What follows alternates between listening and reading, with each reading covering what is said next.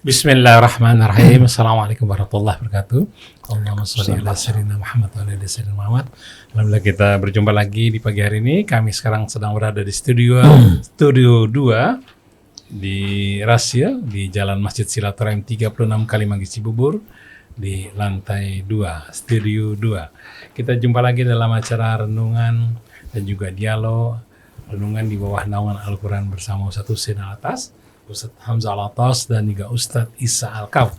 Alhamdulillah sudah ada di sini. Di sini juga ada Kang Atep, Kang Neza, kemudian juga ada Maria dan Suci yang membantu kita. Baik, tema pagi ini sangat menarik sekali meneruskan yang kemarin. Luasnya pengertian ibadah dalam Islam ya, dilihat dari Al-Quran. Di luasnya mana ibadah sesuai dengan tuntunan Al-Quran. Assalamualaikum warahmatullahi wabarakatuh. Waalaikumsalam warahmatullahi wabarakatuh. Baik, kita mulai acara ini dengan membaca Al-Fatihah. A'udzu billahi minasy syaithanir rajim. Bismillahirrahmanirrahim. Alhamdulillahi rabbil alamin. Ar-Rahmanir Rahim. Maliki yaumiddin. Iyyaka na'budu wa iyyaka nasta'in. Ihdinas siratal mustaqim. Siratal ladzina an'amta 'alaihim ghairil maghdubi 'alaihim waladdallin.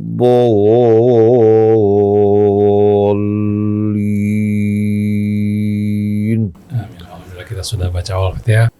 Mudah-mudahan Allah memberi kita pemahaman yang baik tentang bahwa ibadah itu luas sekali pengertiannya. Untuk itu sebagai pengantar akan disampaikan oleh Ustadz Isa Al-Kaf. Fadil Ustadz Isa Al-Kaf. Syukran, jazakumullah khairan jazam Krisna. Assalamualaikum warahmatullahi wabarakatuh. Panafat yang dirahmati Allah Subhanahu wa taala, Ustadz Husin, Ustadz Hamzah, ada Kang Atep dan juga Kang Neja. Panafat kita kemarin sudah membahas tentang ibadah bukan hanya sekedar ritual. Bahwa ibadah itu maknanya luas bersama Ustaz Husin, juga ada Ustaz Otong menjelaskan bahwa ibadah itu ada yang mahdoh dan ghair mahdoh. Ustaz Husin juga menjelaskan bahwa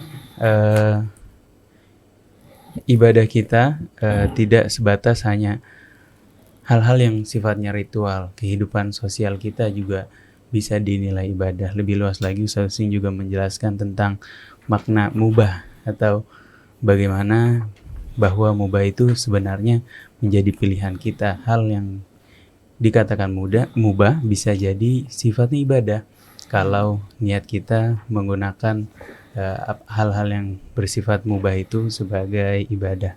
Makan bisa jadi wajib, bisa jadi sunnah, dan juga bisa jadi berdosa. Padahal makan itu mubah.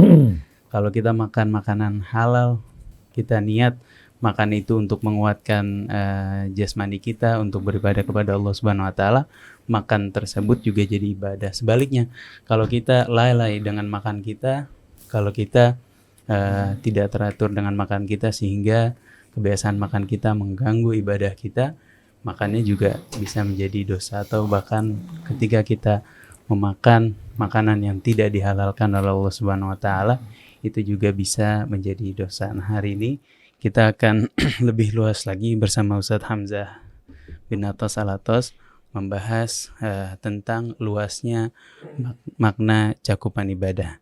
Mungkin Ustadz Husin dulu atau Ustadz Hamzah. A'udzu billahi minasy syaithanir rajim. Bismillahirrahmanirrahim. Alhamdulillahi rabbil alamin. Ya Rabbana lakal hamdu kama yanbaghi li jalali wajhikal karim wa li 'azimi sultanik. Subhanak la nuhsi thana'an 'alaika anta kama athnayta 'ala nafsik. falakal hamdu hatta tarda, walakal hamdu idza radit, walakal hamdu ba'da ridha. Allahumma salli ala Muhammadin wa ali Muhammad kama sallaita ala Ibrahim wa ali Ibrahim. Wa barik ala Muhammadin wa ali Muhammad kama barakta ala Ibrahim wa ali Ibrahim fil alamin innaka Hamidum Majid. Allahumma atina min indika rahmah wa 'allimna min ladunka ilman nafi'a wanfa'na bima 'allamtana. Amma ba'du, ikhwan akhwat pendengar pemirsa radio TV Silaturahim dimanapun Anda berada. Ustaz Hamzah yang menemani kita pada pagi hari ini, Ustaz Isa, Ustaz Muhammad Krisna, Neza, beserta seluruh keluarga besar radio Silaturahim. Akhwat kita juga yang magang, Dea dan Maria, kepada seluruh kaum muslimin dan muslimat, kepada seluruh anak bangsa yang dirahmati Allah. Assalamullahi alaikum jami'an wa rahmatullah wa barakatuh.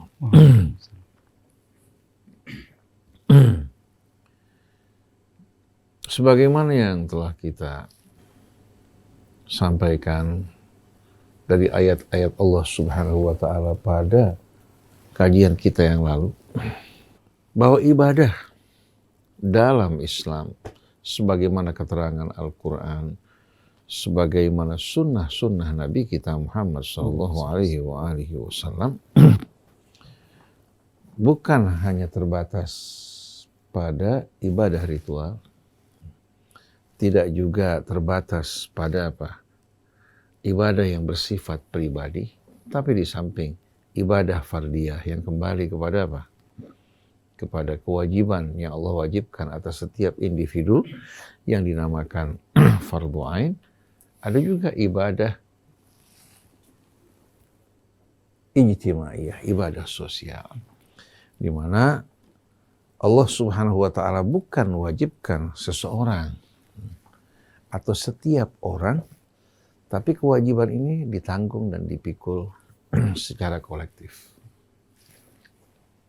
Seperti yang telah kita contohkan. Dalam amar ma'ruf nahi mungkar, dibutuhkan apa? Dibutuhkan betul-betul kerjasama yang amat solid dan kuat. Antara ulama, antara umaro, antara aparat negara, baik itu TNI-nya, kepolisiannya. Dengan kebersamaan ini baru kemungkaran bisa dicegah. Demikian pula yang ma'ruf bisa disosialisasikan. Nah, kewajiban semacam ini atau fardhah semacam ini dikenal dengan al-fardhul kifayah. Al-fardhul kifayah atau fardhu kifayah dalam bahasa yang sering kita gunakan. Nah, fardhu kifayah ini bukan kewajiban yang Allah tentukan atas setiap orang, sebagaimana sholat, ya, sebagaimana puasa. Tapi kewajiban yang Allah wajibkan di sini berkaitan dengan potensi kemampuan yang ada pada setiap orang. Yang berilmu dengan ilmunya, yang memiliki jabatan dengan jabatannya, yang memiliki uang dengan uangnya. Kalau ulamanya menyampaikan dakwah, menyampaikan ilmunya, tapi tidak didukung oleh mereka-mereka yang beruang, tidak didukung juga oleh pejabat-pejabat yang berwenang yang dikenal dengan nama ulul amri, maka yang mengabaikan kewajibannya akan berdiri di hadapan Allah Subhanahu wa ta'ala. Nah, akibat pengabaian terhadap kewajiban ini, maka rusaklah dakwah Islam. Para dai yang seharusnya menyampaikan risalah Allah, mereka disibukkan dalam mencari mencari kebutuhan dunia mereka. Pertama, kebutuhan. Setelah mendapatkan kebutuhan, mereka ingin dapat kelebihan. Setelah mendapatkan kelebihan, mereka ingin bersaing dengan mereka-mereka, ya, yang bagaimana? Dengan mereka-mereka orang-orang yang diberikan kelebihan harta. Akhirnya, bukan hanya orang yang kaya yang melakukan flexing, pamer kekayaan. Ulama-ulama, ustadz pun ikut apa? Ikut flexing. Kenapa? Karena yang kaya mengabaikan kewajibannya dalam memberikan dukungan terhadap para ulama. Tapi kalau ulamanya berdakwah juga, kemudian dia membangun sekolah juga, kemudian memikirkan soal dananya, maka dengan sendirinya dakwanya tidak akan maksimal. Dengan mudah syaitan akhirnya memasukkan bisikan ke dalam hatinya untuk menjadikan agama sebagai kendaraan untuk mendapatkan dunia mereka. Jadi al-fardul kifayah atau fardhu kifayah ini adalah kewajiban yang Allah wajibkan atas setiap orang berbeda-beda sesuai dengan potensi kemampuan yang dimiliki. Nah, kalau seandainya Ustaz Krisna, Ustaz Isa, Ustaz Hamzah, setiap orang yang diberikan kemampuan menjalankan kewajibannya, kira-kira kalimat Allah dan dakwanya akan tegak apa tidak? Yang ma'ruf akan dapat betul-betul disosialisasikan dengan mudah melalui kebersamaan. Yang mungkar juga dapat diperangi dan dicegah secara bersama. Jadi ada ibadah fardhiyah, ya, ada ibadah jamaiyah atau ibadah ijtimaiyah. Ada kewajiban individu, ada kewajiban sosial. Dan kewajiban sosial ini sebetulnya tidak kurang dibandingkan dengan kewajiban apa? Yang Allah wajibkan pada setiap individu. Artinya kewajiban bagi ulama untuk menyampaikan dakwahnya. Yang kaya menginfakkan hartanya. Yang berwenang untuk menjalankan wewenangnya. Kewajibannya apa? Tidak kalah dibandingkan kewajiban sholat dan puasa. Bahkan kalau mereka mengabaikan kewajiban mereka, kerusakannya betul-betul bersifat massal. Kalau orang meninggalkan sholat, pribadi. Betul tidak? Meninggalkan puasa, pribadi sifatnya. Tapi kalau yang berwenang tidak menjalankan amanat Allah, yang berilmu tidak menyampaikan amanat Allah, apalagi menjual belikan ayat Allah, yang kaya juga tidak merasa berkewajiban untuk menginfakkan hartanya di jalan Allah sebagai dukungan untuk menegakkan kebenaran dan keadilan, maka tunggulah tanggung jawabnya kelak di hari kemudian nanti. Coba sayang, yang kaya merasa kewajibannya hanya 2,5%. Tidak, kewajiban dia dengan apa yang Allah berikan, mendukung perjuangan di jalan Allah, membantu mereka yang miskin, yang susah, mereka yang menderita, menyediakan fasilitas-fasilitas yang dibutuhkan oleh apa? Oleh umat. Seperti rumah sakit, rumah ibadah. Kalau semuanya betul-betul ditanggung secara berjamaah, akan menjadi beban yang ringan baik bagi ulamanya, bagi konglomeratnya, bagi mereka juga yang memiliki jabatan. Kenapa banyak pejabat-pejabat kita tidak menjalankan amanat? Karena pejabat mereka, kita disebabkan karena gaji yang mereka terima tidak memadai. Akhirnya mereka menerima apa? Suap dari kalangan mereka-mereka yang memiliki kekayaan, memanfaatkan jabatan mereka untuk kepentingan kelompok tertentu. Akhirnya menimbulkan kerusakan di tengah-tengah bangsa. Maka dari sini kita lihat, ibadah dalam Islam itu mencakup seluruh aspek kehidupan manusia, individual, sosial, ya. Begitu pula ibadah-ibadah ritual diwajibkan oleh Allah bukan karena Allah butuh akan ibadah ritual kita. Tapi tujuan dari ibadah ritual itu menumbuhkan ketakwaan di hati kita, dan ketakwaan ini akan menjaga kita dari perbuatan-perbuatan yang tidak patut bagi seorang yang beriman. Coba renungkan firman Allah dalam suratul Baqarah. Ya ayyuhan nasu ubudu rabbakumul ladzi khalaqakum wal ladzina min qablikum la'allakum. Wahai manusia, ubudullah, sembahlah Allah. Titik tolak hidup kita sebagaimana kita berawal dari Allah, maka titik tolak hidup kita adalah Allah. Sebagaimana tujuan kita juga Allah. Kita berawal dari Allah, maka kita juga dalam menjalani aktivitas hidup kita juga apa? Titik tolaknya adalah Allah Subhanahu wa ta'ala. Maka ubudullah menjelaskan kewajiban kita untuk mentauhidkan Allah dalam ibadah kita. Karena kita berawal daripadanya, bergantung kepadanya, dan kembali kepadanya. Ini merupakan ajaran yang paling indah. Rasional tidak?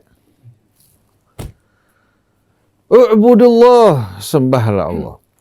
Rabbakumul ladzi khalaqakum. Kenapa kita harus menyembah Allah? Rabb kalian yang telah menciptakan kalian. Walladzina min qablikum, juga orang-orang sebelum kalian. La'allakum tattaqun. Tujuan dari ibadah ini bukan untuk Allah manfaatnya, tapi untuk apa? Untuk melahirkan ketakwaan di hati kalian hingga menjadikan kalian orang yang bertakwa. Rabbakumul ladzi khalaqakum wal ladzina min qablikum la'allakum tattaqun.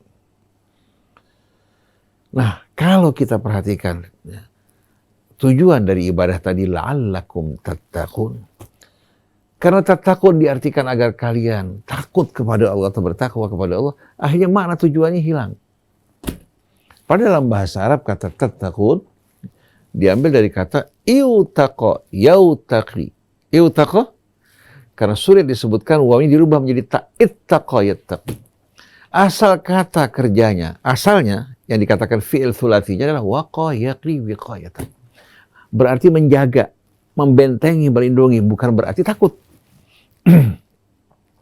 La'allakum tattaqun, dengan ibadah kepada Allah dengan hati kalian yang terhubung dengan Allah, merasa diawasi oleh Allah dan dilihat oleh Allah, juga mengharap dari Allah ganjarannya dan takut dari azabnya, akan menumbuhkan ketakwaan di hati kalian yang membuat kalian selalu mawas diri, menjaga diri kalian agar tidak terpelosok ke dalam hal yang dimurkai oleh Allah. Jadi bukan apa? Bukan orang menjadi baik karena kontrol dan pengawasan dari luar, tapi terdapat self control dari mana? Dari ketakwaan kepada Allah.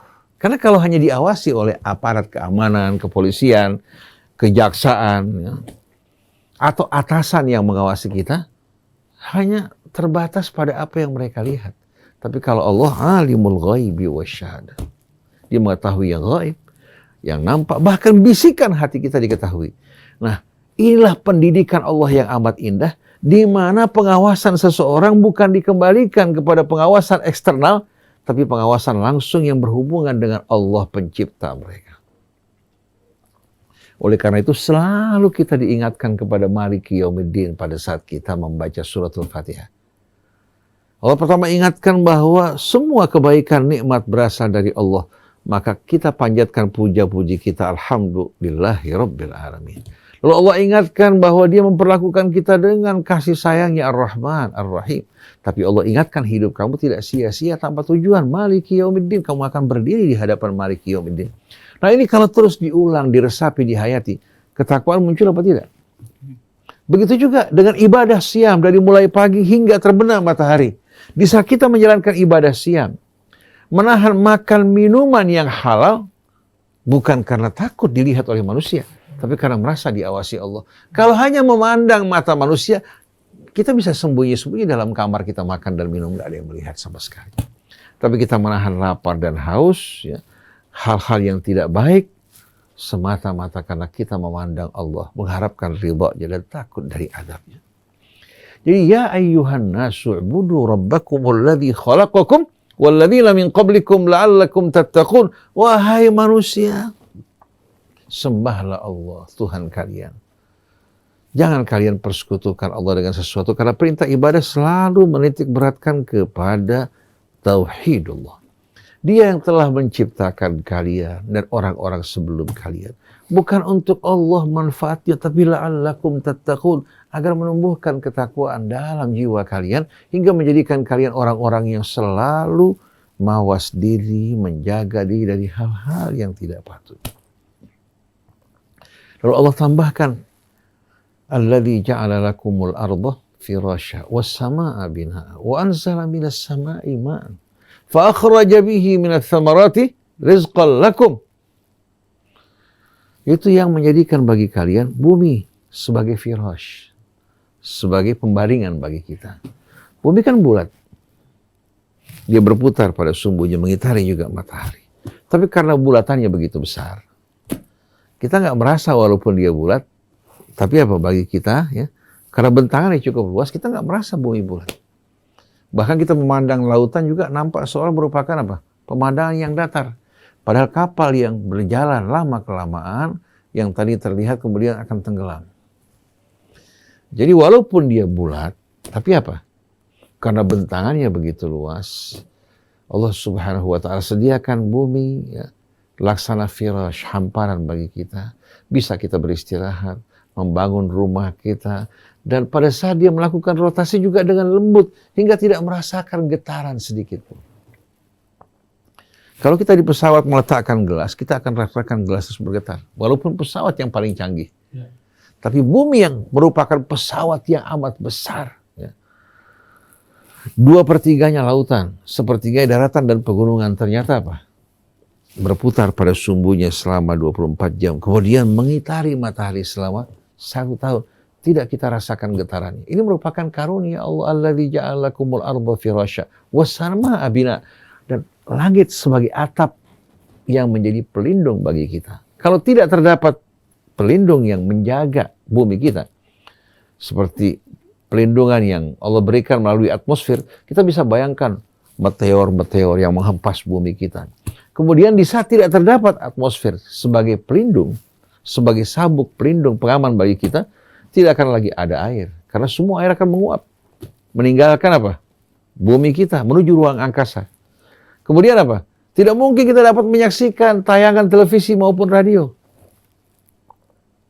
Tapi dengan rahmat Allah, Allah jadikan langit di atas kita sebagai binaan, atap yang menjadi pelindung bagi kita dari berbagai macam mara bahaya, juga menahan air agar tidak meluap menuju ruang angkasa. Dan berbagai macam manfaat diantaranya badai mataharinya. Walladzi ja'ala lakumul arda firasya was samaa binaa.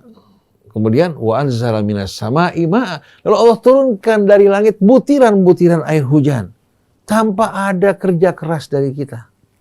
Turunnya hujan ini semua dilakukan oleh Allah, dari mulai penguapan air laut, kemudian angin yang mendistribusikan. Yang mendistribusikan apa? Yang mendistribusikan awan-awan. Ya. Kemudian angin juga yang mengawinkan di antara awan yang bermuatan positif dan negatif. Kemudian Allah yang menentukan di mana sesuai dengan perintahnya hujan diturunkan. Bukan pawang hujan. Allah. Sebagaimana perintahnya. Wadh-dhariyati dharwa falhamilati faljariyati yusra falmuqassimati amra. Allah dengan perintahnya yang memerintahkan angin untuk membagi-bagikan hujan bi amrin minallahi tabaraka wa ta'ala. Bukan dengan perintah pawang. Jadi kita lihat di sini bagaimana nikmat karunia Allah dalam proses dan tahapan turunnya hujan. Dari mulai penguapan air laut, ya, yang memisahkan garam, ya, dari air, kemudian menguap, membumbung tinggi di angkasa. Setelah itu angin menggiring dan mengumpulkan. Setelah itu dikawinkan, tsumma yu'allifu bainahum. Dikawinkan awan tersebut, kelihatan petir-petir di hadapan kita. Setelah itu Allah turunkan hujan di daerah yang Allah Subhanahu wa ta'ala perintahkan. Wa anzala minas samaa'i ma'an fa akhraja bihi minats thamarati rizqan lakum. Lalu Allah turunkan dari air hujan tersebut, atau dengan sebab air hujan tersebut, berbagai macam buah-buahan yang beraneka ragam, beraneka rupa, warna, dan rasa. Setiap daerah menghasilkan buah-buah sesuai dengan apa? Dengan potensi daerah tersebut. Iklim tropis berbeda dengan iklim subtropis. Kita saksikan keajaiban ciptaan Allah yang luar biasa. Tapi karena kita tidak meresapi tuntunan agama kita dan ayat Allah, agama berubah menjadi apa? Doktrin-doktrin yang tidak dapat sama sekali diresapi, dihayati. Akal tidak sama sekali diterangi. Kalbu tidak pernah diasah dan diasuh. Akhirnya agama bukan lagi melahirkan keindahan dan tuntunan yang menjadikan manusia yang beradab, malah sebaliknya. Manusia yang seharusnya dengan nilai-nilai adab yang Allah tanamkan menjadi manusia yang mulia, ternyata berubah menjadi manusia biadab, ya, yang saling menumpahkan darah sesama mereka dengan nama agama, wal iyadu billah. Fa akhraja bihi minats thamarati rizqan lakum fala taj'alu lillahi andadan in kuntum wa antum ta'lamun. Fala taj'alu lillahi andadan wa antum ta'lamun. Jangan kalian jadikan bagi Allah tandingan-tandingan. Padahal kalian tahu yang kalian jadikan sebagai tandingan ini merupakan makhluk-makhluk Allah yang serupa dengan kalian. Oleh karena itu mereka yang menjadikan pawang sebagai penguasa untuk menahan hujan atau menurunkan hujan, ini jelas-jelasan, ya, orang-orang yang ingin menjadikan bagi Allah Subhanahu wa ta'ala tandingan dan sekutu. Padahal para pawang ini yang paling tahu bahwa diri mereka adalah pembohong-pembohong dan para pendusta. Begitu pula para dukun. Jadi fala taj'alu lillahi andadan wa antum ta'lamun. Nah, selanjutnya sebelum Ustaz Hamzah menyampaikan, kita baca firman Allah dalam surat An-Nisa. Wa'budullaha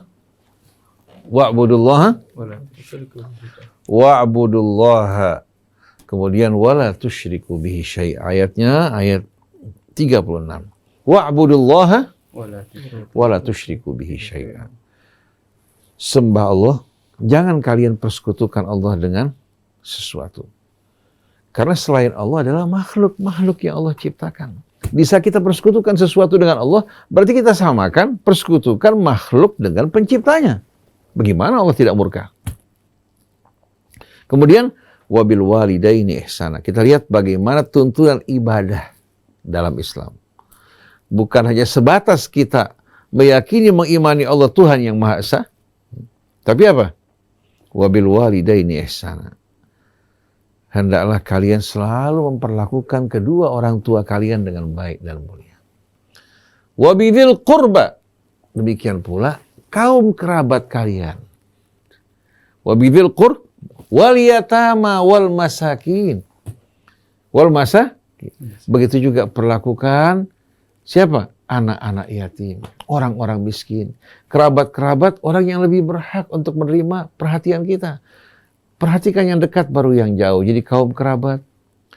Kemudian anak-anak yatim yang kehilangan tulang punggung yang menghidupkan mereka. Kalau anak yatimnya kaya raya terima warisan dengan sendirinya apa? Mereka tidak berhak menerima apa? Bantuan. Betul tidak? Betul. Oleh karena itu Allah tidak sebutkan dalam orang-orang yang menerima zakat hak anak yatim. Karena banyak anak yatim menerima warisan dari orang tuanya. Tapi pertimbangannya al-masakin. Jadi kepada kaum kerabat berbuat baik dan mulia. Kemudian kepada siapa? Kepada anak yatim wal masakin. Kemudian wal jari bil qurba wal jaril junub. Tetangga-tetangga kita yang dekat, perhatikan mereka. Setelah mereka, perhatikan juga tetangga-tetangga kalian yang jauh. Mereka saudara kalian. Walaupun mereka musyrik, mereka masih bersaudara dengan kalian seayah dan seibu. Wal jaril junubi wasahibi bil jambi, dan teman dekat kamu yang dekat dengan kamu perhatikan. Jangan dia melihat kamu memberikan bantuan ke sana kemari, yang dekat dengan kamu abaikan. Kemudian wabnis sabil wa ma malakat aimanukum. Dan ibnu sabil. Ibnu sabil ini bukan orang yang kita kenal. Datang dari luar kota, saudara kita.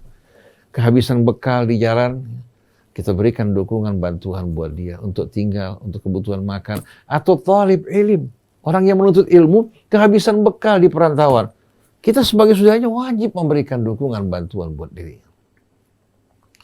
Wa ma malakat aimanukum, termasuk hamba-hamba sahaya kalian. Perlakukan mereka dengan baik dan mulia. Kalau mereka meminta kepada kalian untuk membebaskan dirinya dengan imbalan yang didapatkan dari hasil pekerjaannya, Allah perintahkan fakatibuhum in alimtum fihim khaira. Kalau orang datang hamba sahaya memohon bantuan untuk membebaskan dirinya kepada kalian, berikan bantuan, bahkan termasuk dari uang zakat kalian Allah berikan untuk mereka. Tapi alhamdulillah perbudakan dengan cara Islam yang begitu indah, sekarang betul-betul manusia telah dimerdekakan. Dan perbudakan berawal bukan dari umat Islam, tapi dari orang-orang sebelum Islam. Tapi Islam membebaskan mereka. Maka jangan disalahkan kalau jangan mereka mengatakan bahwa apa? Bahwa Islam mengizinkan, membolehkan perbudakan. Sama sekali tidak. Membebaskan, na'am. Tapi kalau Islam datang memberikan, entahkan umat Islam, membebaskan budak-budak di tangan mereka, padahal mereka beli dengan harta yang mahal, mereka akan keberatan. Tapi kalau mereka melakukan pelanggaran, dikenakan sanksi melepaskan budak, atau katakan mereka bersumpah, membatalkan sumpah mereka dengan melepaskan budak, menggauli istri mereka di bulan Ramadan dengan melepaskan budak, menzihar istri mereka, melepaskan budak. Kemudian Allah sebutkan bahwa cara untuk menerobos belenggu-belenggu ya, dan dinding-dinding yang membatasi kita dengan melepaskan budak. Wa ma adraka mal aqabah fakku raqabah au it'amun fi yaumin dhi masqabah. Jadi kalau antum melihat bagaimana Islam menuntun umat dan peluknya untuk betul-betul memerdekakan dirinya dan juga memperjuangkan kemerdekaan orang lain. Wal jari dzil qurbah wal jari junubi was sahibi bil jambi wa ibnis sabil wa ma malakat aimanukum. Wa ma malakat aimanukum. Setelah itu Allah bilang, innallaha la yuhibbu man kana mukhtalan fakhura. Allah paling tidak suka orang yang mukhtal.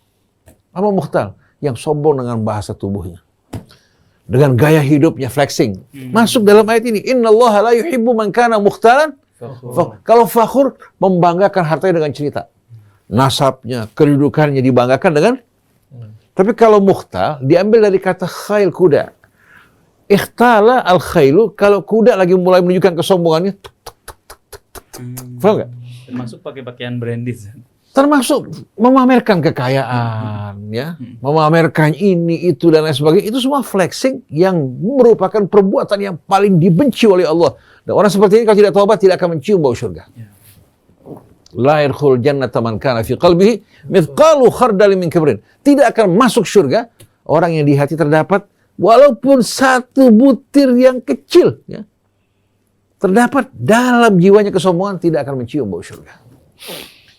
Innallaha la yuhibbu man kana mukhtalan fakhura. Sudah mukhtar, dia sombong dengan bahasa tubuhnya, dengan gaya hidupnya, fakhur, suka membanggakan diri. Orang seperti ini, orang yang akan tertutup untuk dapat menerima hidayah Allah. Dan setiap langkah dia melangkah menuju jurang api neraka. Apa dasarnya dia sombong? Pemberian Allah kok. Baik bentuk rupanya, hartanya, semua kelebihan pemberian Allah. Kalau Allah mau menyombongkan diri, pantas. Semua milik Allah. Tapi walaupun Allah menyombongkan diri, mengatakan semua ini milik Allah, tidak pernah Allah berbuat aniaya pada hambanya. Jadi jangan kita memahami nama Allah Al-Aziz, Al-Mujabbar, Al-Mutakabbir terpisah dari nama yang lain. Ar-Rahman, Ar-Rahim, Al-Alim, Al-Hakim. Jadi paduan nama ini menunjukkan apa? Nama-nama yang begitu indah. Tapi kalau sombong ada pada manusia, bahaya enggak? Bahaya. Dia bakal injak-injak orang. Innallaha la yuhibbu man kana mukhtalan fakhur. Siapa? Alladzina yabkhalu. Orang yang pelit.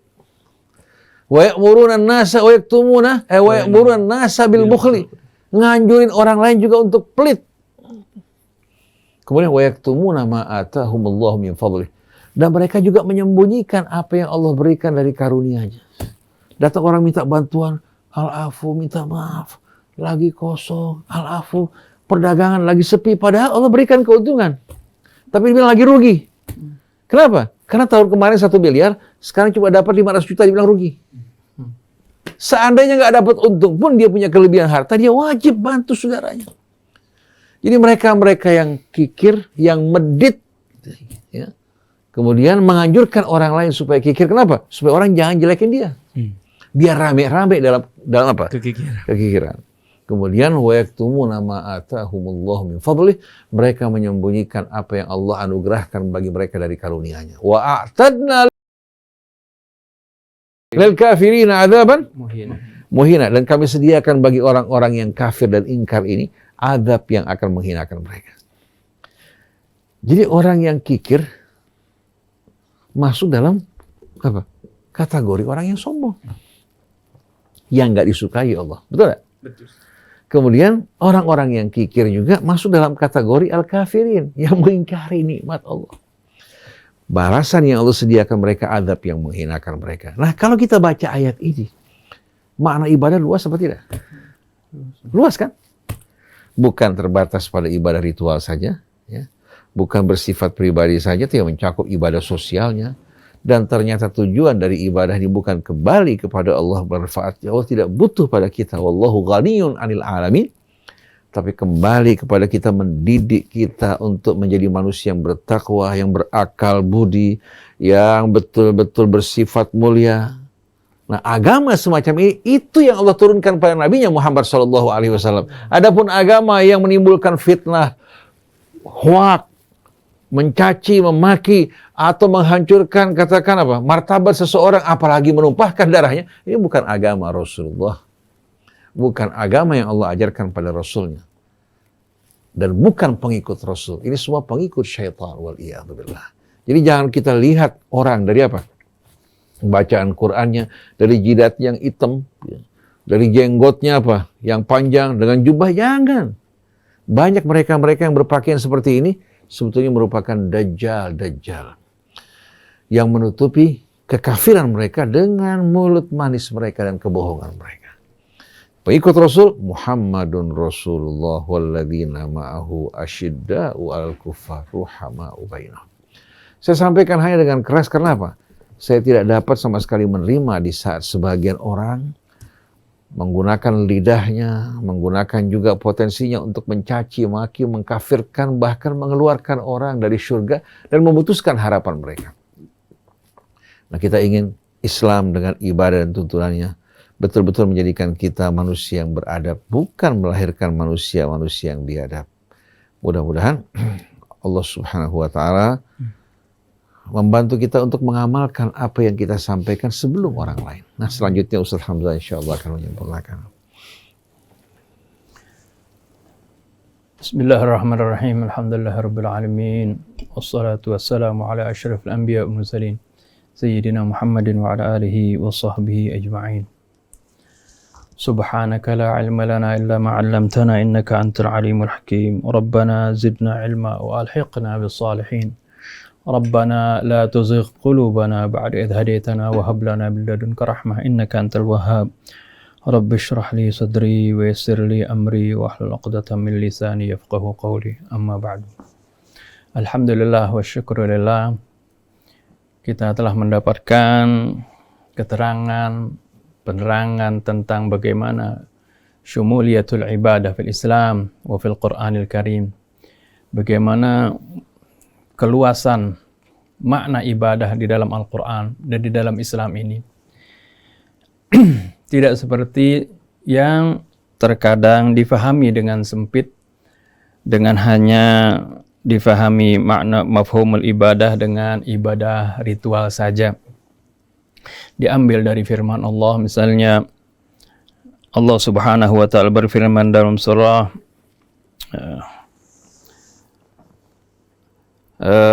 wa ma khalaqtul jinna wal insa illa liya'budun. Tidaklah kami ciptakan jin dan manusia melainkan untuk beribadah. Jadi pengertian ibadah kemudian dipersempit hanya dengan pelaksanaan ibadah ritual. Diperketil, diperinci masalah ini, ya, bahkan ketika melihat ada orang yang kurang sempurna ibadahnya, ya, dicemooh. Ya, hanya itu. Tapi setelah melaksanakan ibadah ritual, setelah dia keluar dari masjidnya, adalah dari musallanya, sama sekali ibadah tersebut tidak terrefleksi di dalam perbuatannya. Kalau hanya Allah Subhanahu wa Ta'ala inginkan hamba-hambanya dari manusia ini hanya melaksanakan ibadah ritual tersebut, nggak perlu diciptakan manusia. Allah sudah punya makhluk yang lebih kuat dalam masalah ibadah ini, yaitu para malaikat Allah Subhanahu wa Ta'ala. Oleh karena itu, ya, Allah Subhanahu wa Ta'ala menciptakan manusia karena memang memiliki peran yang lebih luas daripada apa yang Allah Subhanahu wa Ta'ala sudah tugaskan kepada para malaikat. Allah ciptakan manusia ini sebagai khalifah di muka bumi, yang mana perannya ini begitu banyak dan begitu luas, dan diterangkan juga di dalam Al-Quran seperti yang tadi disebutkan, diceritakan dan dibacakan oleh Ustaz Husain, begitu luasnya makna ibadah tersebut. Pada umumnya, ya, secara ibadah secara personnya, ya, dibagi seperti tadi, ada ibadah yang bersifat fardi, bersifat individu, atau seperti ibadah-ibadah yang disebut wajib aini atau fardu ain. Ada juga yang bersifat ijtimai, bersifat sosial, kemasyarakatan. Ada juga yang bersifat seperti tadi, seperti fardu kifai, yang mana ini juga sering disalahartikan makna fardu kifayah. Yakni katanya kewajiban kalau sudah satu orang, ya secara makna ya benar, udah satu kerjakan, yang lain tidak. Padahal makna fardu kifayah ini adalah suatu kewajiban yang mana diwajibkan kepada setiap individu, ya, ala qadri kafaatihi, sesuai dengan kapasitas dan kemampuannya masing-masing. Dan kalau tidak ada, kaum muslimin yang tidak melakukan kewajiban tersebut, maka menjadi berdosa semuanya. Seperti misalnya, ya, tidak ada dokter muslimah misalnya. Nah, ketika wanita-wanita kita, istri-istri kita mau ke dokter, nggak ada dokter muslimah. Ya, terutama sekali yang masalah hal-hal yang urusan dalam mereka. Nah, ini dosa semuanya. Ini menunjukkan bagaimana peran kaum muslimin harus berada di berbagai bidang tersebut. Dan ini adalah suatu praktek, suatu sunnah yang dilakukan oleh Nabi kita Muhammad SAW dan juga para sahabatnya. Jadi kalau dipahami Islam ini ya sesuai dengan Al-Quran dan juga sunnah Nabi kita Muhammad SAW, ya, maka kita akan lihat bagaimana ya, syumuliyatul ibadah, luasnya makna ibadah ini. Kita lihat coba para sahabat, ya, mereka ketika dalam masalah ritual mereka giat, tapi juga dalam masalah-masalah lain mereka juga ya, berkiprah dalam perjuangannya, dalam berjihadnya, dalam membantu orangnya. Ya, masing-masing memiliki peran dan setiap orang memang tidak sama. Ya, setiap orang sesuai dengan kapasitasnya. Misalnya ada seorang jenderal misalnya seperti Khalid bin Walid. Dia memang jenderal perang, ya. Tapi ketika imam dalam satu kesempatan dia menjadi imam bacaan Quran, ya, salah-salah, ya. Ada yang nggak hafal misalnya seperti itu, ya. Dia minta maaf ya, kepada para makmum setelah salatnya karena ya kesempatan dia untuk belajar ini sedikit. Jadi memang masing-masing Allah Subhanahu Wa Taala setiap orang memiliki kapasitasnya masing-masing, akan tetapi hendaklah setiap orang itu benar-benar gunakan setiap kapasitasnya dalam ketaatan kepada Allah Subhanahu wa taala. Yang kedua, bagaimana kalau ditinjau dari ibadah hubungan antara Allah dengan manusia itu ada dibagi dua, yaitu yang sering disebutkan dalam Al-Qur'an yang disebut hablum minallah dan juga hablum minan nas. Allah Subhanahu wa taala menceritakan tentang Bani Israel dan ini Allah ceritakan dalam Al-Qur'an ini juga akan berkenaan dengan kita. Allah sebutkan dalam surah Al-Imran ayat 112, "Duribat 'alaihimud dhillatu aina ma thuqifu illa bihablim minallahi wa hablim minan nas." Akan ditimpakan kepada mereka itu kehinaan di mana saja mereka berada, kecuali dengan menjalankan hubungan baik kepada Allah, menjalin hubungan baik kepada Allah, dan juga menjalin hubungan baik dengan manusia. Ini secara global dan ini berulang kali. Ya, di dalam Al-Quran disebutkan berulang kali. Setiap kali Allah Subhanahu wa taala menyebutkan wa aqimus shalah, pasti di situ ada wa atuz zakah. Yuqimuna shalah wa yu'tuna zakah. Yuqimuna shalah ini adalah merupakan lambang dari hablum minallah. Wa yu'tuna zakah ini adalah merupakan lambang dari hablum minan nas. Seperti ya, kalau kita baca yang singkatnya dalam surah Al-Kautsar, ketika Allah Subhanahu wa taala berfirman dalam surat yang terpendek ini, baik dari segi ayat maupun dari segi jumlah hurufnya. Inna a'tainakal kautsar fasalli li rabbika wanhar inna syani'aka huwal abtar. Inna a'tainakal kautsar, sungguhnya kami telah memberikan engkau ya Rasulullah begitu banyak nikmat. Al-Kautsar, ya, nikmat yang banyak. Sering banyak ditafsirkan makna Al-Kautsar ini, apakah itu telaga Kautsar, apakah itu dinul Islam, apakah itu Al-Qur'an, apakah itu nikmat-nikmat yang sebelumnya yang disebutkan, ya, alam yajidka yatiman fa'awa wa wajadaka dhalan fahada wa wajadaka a'ilan fa'aghna. Itu semuanya adalah nikmat-nikmat. Mencakup itu semua termasuk telaga Kautsar nanti yang Allah Subhanahu wa taala berikan kepada Nabi kita Muhammad sallallahu alaihi wasallam. Ini semuanya Allah sebutkan inna a'tainakal kautsar. Sungguhnya kami telah memberikan kepada engkau nikmat yang begitu banyak. Kemudian responnya, ya, sikap kita, ya, walaupun ini tujuan yang pertama kepada Nabi kita Muhammad SAW, ini juga mengingatkan kita begitu banyak nikmat yang kita terima dari Allah Subhanahu wa taala. Tidak terhitung. Wa in ta'uddu ni'matallahi la tuhsuha. Jikalau kita mau menghitung, enggak terhitung nikmat Allah Subhanahu wa taala yang senantiasa tercurah kepada kita. Oleh karena itu, fasalli li rabbika wanhar. salatlah hanya karena Allah. Wanhar juga sembelih kurban ya, hanya karena Allah. Ya. Ini melambangkan juga ya, sholli artinya melambangkan hubungan kita kepada Allah. Wanhar ya, menyembelih kurban kemudian berbagi kepada sesama, ini adalah melambangkan hubungan kita kepada sesama manusia. Ini adalah gambaran garis besar bagaimana ya, jalannya tegaknya pengabdian kita kepada Allah, bukan hanya dengan menjalankan ritual, ya, menjalankan ibadah-ibadah yang ritual, kemudian mengabaikan hubungan kita sama manusia. Padahal hubungan sesama manusia ini adalah merupakan ya, bagian dari komponen ibadah tersebut. Ya. Jadi pincang kalau hanya hablum minallah tapi hablum minan nasnya tidak terjalankan. Dan hablum minan nasnya banyak sekali. Ya, mungkin salah satunya kita contohkan bagaimana ketika Rasulullah Shallallahu Alaihi Wasallam menyebutkan ya,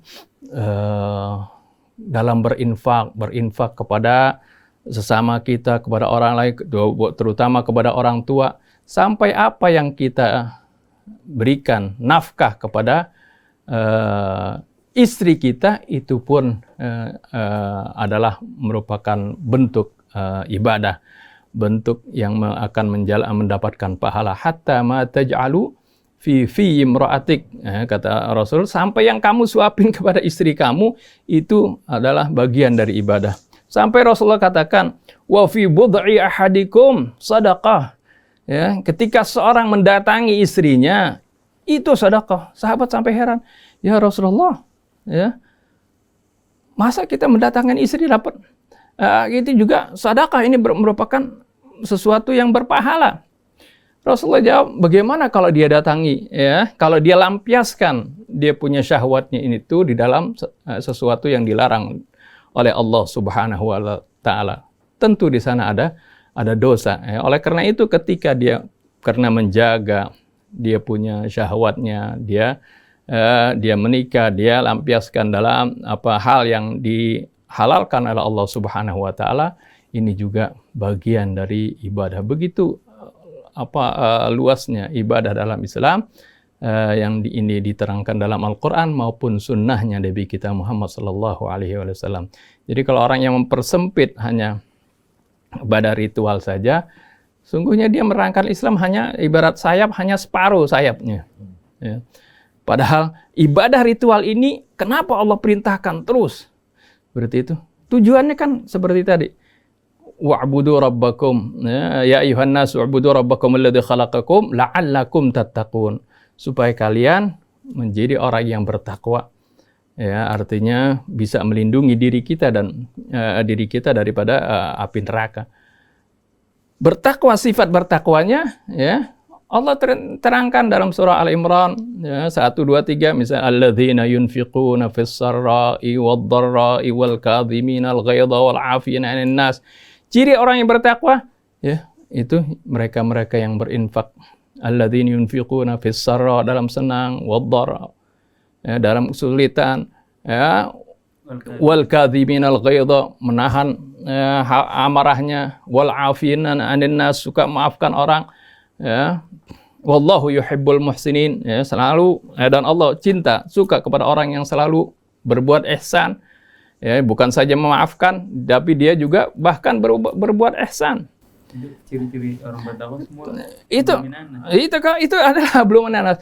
Oleh karena itu termasuk puasa juga, ya ayyuhalladzina amanu kutiba alaikumus syiyamu kama kutiba alal ladzina min qablikum, terus la'allakum tattaqun, supaya kamu bertakwa. Jadi kita ketika semua ibadah ritual itu sebenarnya menggembleng diri kita agar supaya ibadah sosial kita itu menjadi baik, menjadi bertakwa. Kalau orang puasa dia kayak puasa terus, tapi tidak mau memberikan sebagian hartanya, tidak mau berbagi kepada masyarakat, ya, kepada orang-orang yang berhak, maka tidak ada artinya dia punya puasanya. Padahal tujuan dari puasa adalah la'allakum tattaqun tadi. Nah inilah yang harusnya kita pahami dari makna ibadah dalam Islam yang begitu luas dan mencakup berbagai hal. Dan ini dipraktikkan oleh Rasulullah SAW dan juga oleh para sahabatnya. Tapi sekarang ini banyak orang mengambil hanya dalam satu sisi. Bahkan ketika ada orang melihat, oh ini sholatnya nih, ya, ada celananya nggak ngatung nih, ya, isbal udah finnar. Ya, fama tahtal ka'bain faminan nar. Ya, ada ngambil dari hadis seperti itu. Padahal hadis tersebut adalah tidak lain seperti apa yang dibacakan tadi oleh Ustaz Husin. Artinya bagaimana Rasulullah melarang orang itu jangan sampai berperilaku ya sombong. Innallaha la yuhibbu kulla mukhtalin fakhur tadi. Ya, fakhur dalam sikap, dalam pakaian itu tadi. Karena dulu itu adalah ciri kesombongan. Rasulullah sangat-sangat sayang kepada umatnya agar supaya umatnya jangan terjerumus dalam kesombongan, karena kesombongan walaupun sebesar darah tadi, sebesar khardal yang sering disebut biji sawi, ya, daripada kesombongan dia tidak bakal masuk surga. Oleh karena itu Rasulullah SAW untuk menghindari umatnya terjatuh dalam kesombongan, apa saja yang akan mendorong orang atau dikategorikan sebagai orang yang sombong, Rasulullah hindari seperti itu. Itu mafhum dari hadis Rasulullah SAW. Wallahu subhanahu wa ta'ala alam. Di hari kiamat nanti yang banyak akan menyusahkan kita adalah dosa sosial gitu, bisa dikatakan misalnya kalau ada hak-hak kita pada orang lain, kita nggak bisa masuk surga, nggak bisa dapat ampunan Terhambat sebelum hak kita terpenuhi. Itu dilihat sebagai contoh seorang sahabat ketika mendengar Rasulullah mengatakan al-yaum al-jannatul yaum tahta dhilalis suyuf.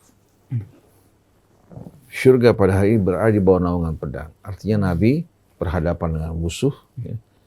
Maka siapa yang ingin masuk ke dalam syurga, ini kesempatan. Di mana pada saat ini pintu syurga ya, berada di bawah naungan pedang. Tapi kalau pada saat damai, kita menggunakan pedang, pintu neraka. Ya, itu. Jadi pintu syurga dibuka Konteksnya. di bawah naungan pedang pada konteks perang. Ya. Yang lain dari peperangan akan terusir dari syurga. Iya. Lalu seorang baru masuk Islam, dia mengatakan, ya Rasulullah, apakah saya akan masuk syurga kalau seandainya saya mati di tempat ini? Rasulullah mengatakan, nah, dosa kamu akan dihapus, dosa saya dihapuskan, dosa kamu akan dihapuskan kecuali hutang. Sangkut paut antara kamu dengan manusia. Langsung dia buang korma yang sedang dimakan, dia maju ke medan perang, dia membunuh beberapa orang, kemudian dia binasa. Rasulullah mengatakan, bakhil, sungguh beruntung orang ini. Baru masuk Islam apa? Tapi ada orang puluhan tahun masuk Islam, bahkan hafal Quran, belajar agama, tapi dijual ayat-ayat Allah Subhanahu wa ta'ala. Dia jadikan agama untuk mencari kehidupannya. Akhirnya setiap langkah bukan melangkah ke surga, melangkah ke mana? Menuju api neraka. Jadi kita lihat bagaimana hak-hak orang harus kita jaga. Oleh karena itu, ibadah, ritual, kalau terdapat kekurangan, bukan karena kesengajaan. Contohnya seorang katakan tidak bisa berpuasa. Baik karena sakit, ya, karena kena penyakit yang muzmin menaun. Dia menebus kekurangan dengan apa? Fidyah. Dengan fidyah. Memberikan makan orang miskin.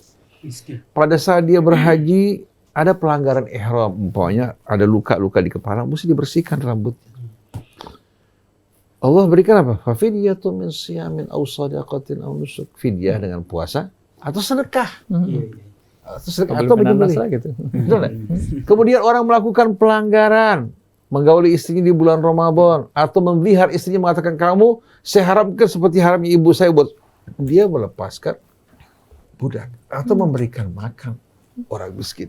Jadi ibadah-ibadah ritual terdapat kekurangan digantikan dengan ibadah sosial.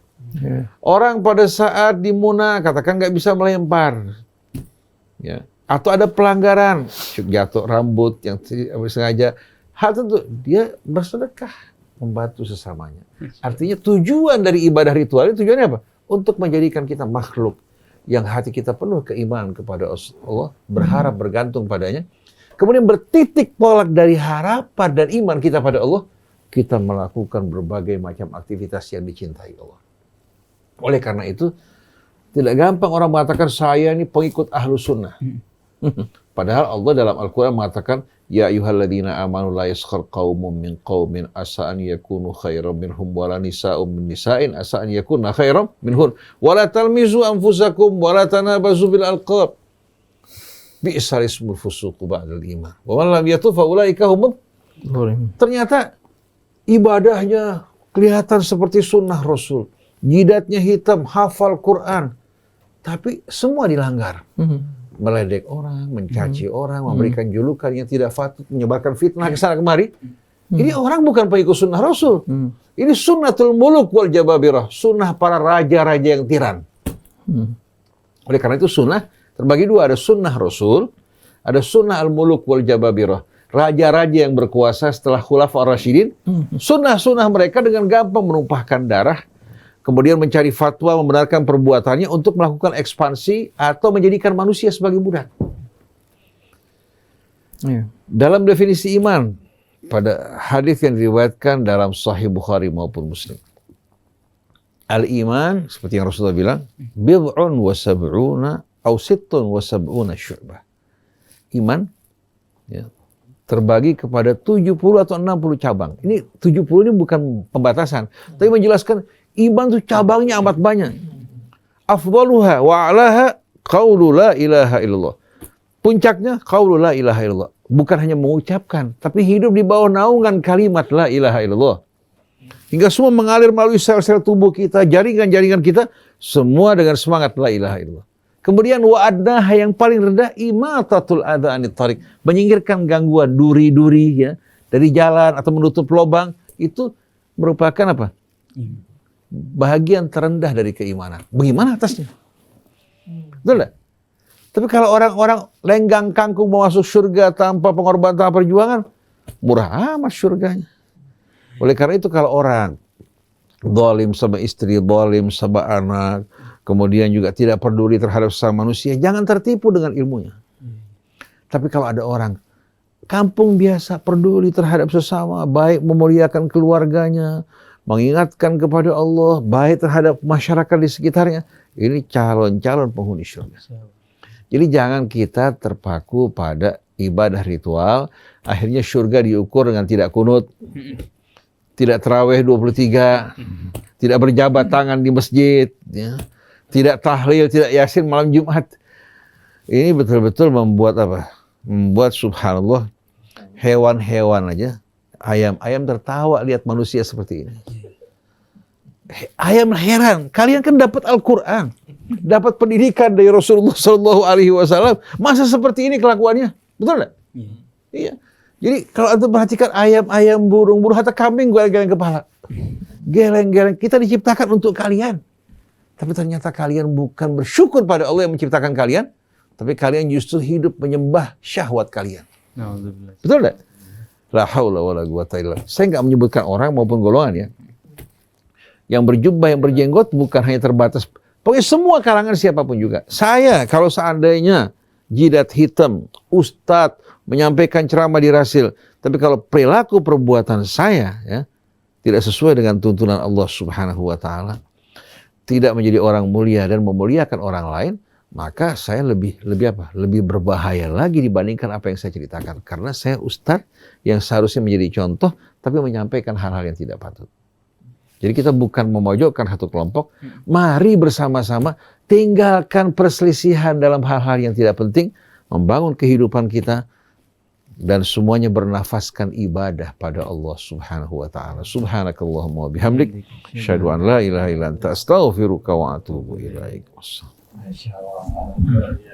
Terima kasih Ustaz Satisa. Luar biasa bahwa ibadah itu pengertiannya sangat luas sekali, sesuai dengan tuntunan Al-Quran.